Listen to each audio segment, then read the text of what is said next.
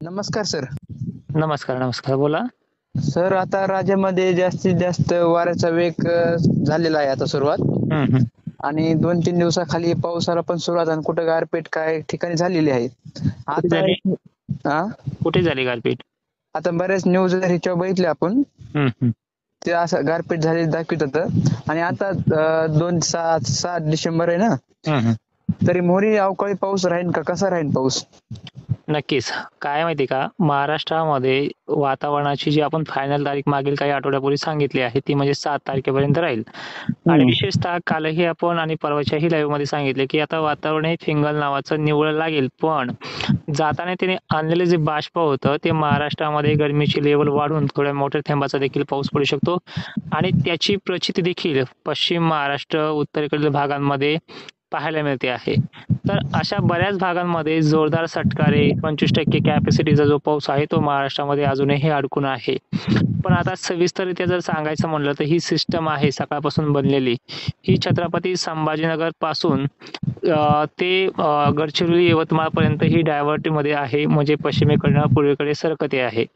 आता याने रात्रीच्या वेळीची कंडिशन बघितली तर नाशिक, मालेगाव, येवला वगैरे परिसर, सिन्नर पट्टा, अहिल्यादेवीनगर परिसरातला काही बहुतांश भाग, बीडचाही काही मोजका का होईना पण बराचसा भाग त्याने घेतलेला आहे.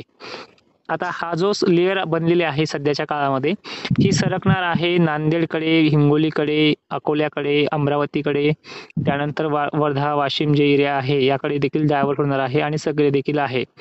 तर ज्या भागांमध्ये सध्या ऊन आहे त्या भागामध्ये गरमी देखील असेल, त्या भागामध्ये जोरदार सटकारांची देखील भीती आजच्या रेकॉर्डिंगमध्ये व्यक्त करतो. आणि हे वातावरण आजच्या दिवस आहे, उद्यापासून याच्यामध्ये 80 ते 90% एवढा मोठा फरक पडतो आहे. आता सविस्तररित्या सांगायचं म्हणलं तर आजचा पाऊस भोकरदन तालुका, जाफराबाद, कन्नड, सिल्लोड, छत्रपती संभाजीनगरच्या सर्व तालुक्यांना 25% क्लाउड कव्हरिंगसह 80% ते 90% क्लाउड कव्हरिंगसह 25% कॅपॅसिटीनुसार पडणार आहे. तर आता जे आपण आता जिल्ह्यांची नावं घेतली आहेत, या जिल्ह्यामध्ये याचे 3 प्रकार असणार आहेत. काही ठिकाणी जोरदार सटकारे, तर चांदणभरी सुद्धा काही 2 ठिकाणी पाऊस होऊ शकतो. काही ठिकाणी चांदण सासून सुद्धा वाहू सुद्धा शकतात, एवढे मोठे ढग याच्यामध्ये बनलेले आहेत कालच्या गरमीमुळे. आणि अरबी समुद्रातल्या बाष्प महाराष्ट्रामध्ये ट्रान्सफर झाल्यापासून रात्रीपासून हा पाऊस महाराष्ट्राकडे सरकत आहे. एक WD ची कंडिशन आपण म्हणलं तरी चालेल. आता याचे 3 प्रकार आपण पाहिलेत. आता याची सविस्तररित्या जर बघायचं झालं तर हा देऊळगाव राज्यामध्ये देखील प्रभाव टाकू शकतो. भोकरदनंतर जाफराबाद, मोताळा परिसर, चिखली, खामगाव एरिया, मेहकर, लोणार परिसर सुद्धा आहे. अंबड, घनसावंगी पट्टा आहे. माजलगावमध्येही तुरळक ठिकाणी कोयनाची सटकारे पाहायला मिळतील. सेलू, मानवत, मंठा, जिंतूर ह्याही परिसरामध्ये परिसरात पाहायला मिळतील. त्यानंतर याच्या लगत जे भाग आहेत, पातूर वगैरे अकोल्याचा भाग आहे, शेवगाव, गजानन महाराज परिसर आहे, मेहकर परिसर आहे, रिसोड आहे, मालेगाव, जहांगीर वगैरे जे काही भाग असतील इकडे देखील डायव्हर्ट होणार आहे. पुसद डिग्रजला देखील याची कंडिशन पाहायला मिळतील. हिंगोलीच्या सेनगाव, वसमत, कळमनुरी, अजून काही जे काही तालुके आहेत त्या तालुक्यांना देखील जवळपास सगळ्या तालुक्यांना सटकारे वगैरे पाहायला देखील मिळणार आहेत. त्यानंतर ही सिस्टम सरकत सरकत सरकत ही जवळपास वर्ध्यापर्यंत याची मजल या कॅपॅसिटीनुसार राहील. तिथून पुढे नंतर वातावरण ही सिस्टम बदलेल आणि विखुरल्यासारखं नंतर वातावरण तिकडे बनायला लागेल. आता लातूर नंतर परळी वैजनाथकडे ही सिस्टम आहे. काही ठिकाणी उद्याच्या डेटला जर आपण पाहिला तर आजचा सारांश पाहिला आपण, आणि उद्या 7 तारखेला उद्या याचा सिस्टम मध्ये थोडा फरक पडेल.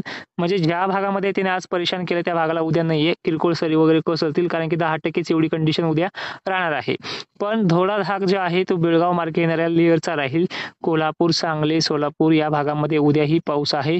त्यानंतर 48 तासात हे वातावरण थंडीकडे ट्रान्सफर व्हायला सुरुवात होईल. थंडीची एक मोठी लेअर महाराष्ट्रामध्ये एक आठवड्याभरासाठी चांगल्या ताकदीने येते आहे. खूप भयंकर थंडी आणि त्याच्यामध्ये कडाका देखील थंडीचा भयंकर पाहायला मिळणार आहे. हिमधुईचा हा देखील प्रादुर्भाव याच्यामध्ये पाहायला मिळेल. पण या थंडीचा फायदा तूर उत्पादक शेतकऱ्यांना किंवा गहू उत्पादक शेतकऱ्यांना खूप प्रचंड प्रमाणात होणार आहे. या मागील काळामध्ये जी गरमी बनली आहे, गरमीच्या लेअरमुळे जे काही रोगराई महाराष्ट्रामध्ये धुळीचा प्रादुर्भाव झाल्यामुळे काही रोगराई महाराष्ट्रामध्ये पसरली, मवा, तुडतुडे वगैरे जे गोष्टी, तूर पिकांना अळीचा प्रादुर्भाव हा पूर्णपणे 4 दिवसात नष्ट होईल. एवढी कडाक्याची थंडी देखील आपल्याला पाहायला मिळणार आहे. तारीख फिक्स केलेली आहे मागील 4 दिवसापूर्वी तुमच्या रेकॉर्डिंग मध्ये सुद्धा. ती 8 तारीख आहे. 7 तारखेपासून थंडीमध्ये रात्रीच्या वेळेला बदल पाहायला मिळेल, म्हणजे उद्या संध्याकाळी पाहायला मिळेल बदल. 8 तारखेला संध्याकाळी कडाक्याची थंडी पाहायला मिळेल आणि ती थंडी 17 ते 18 तारखेपर्यंत देखील कायम राहू शकते. आणि पुढचे अपडेट असे आहे आपण मागील लाईव्ह मध्ये देखील सांगितलं, एक चक्रीय स्थितीचा निर्माण पुन्हा एकदा होणार आहे. तो दक्षिण भारताच्या पाँडिचेरी, चेन्नई परिसरात तामिळनाडूकडे हा धडकणार आहे. पण त्याची लेअर आणि धुके वगैरे सुद्धा तामिळनाडू बरोबरच कर्नाटक आणि कर्नाटक बरोबर महाराष्ट्रात देखील दाखल होणार आहे 14 आणि 15 तारखेला. याचा फारसा परिणाम अजूनही पाहायला मिळत नाही, पण 7 तारखेला याची देखील आपण माहिती पूर्णपणे क्लिअर तुम्हाला लाईव्हच्या माध्यमातून किंवा तुमच्या रेकॉर्डिंगच्या माध्यमातून देईल. आणि आजच्या पावसाबद्दल अजूनही क्लिअर सांगायचं म्हटलं तर आजचा पाऊस हा छत्रपती संभाजीनगर पर्यंत सध्या कार्यरत आहे.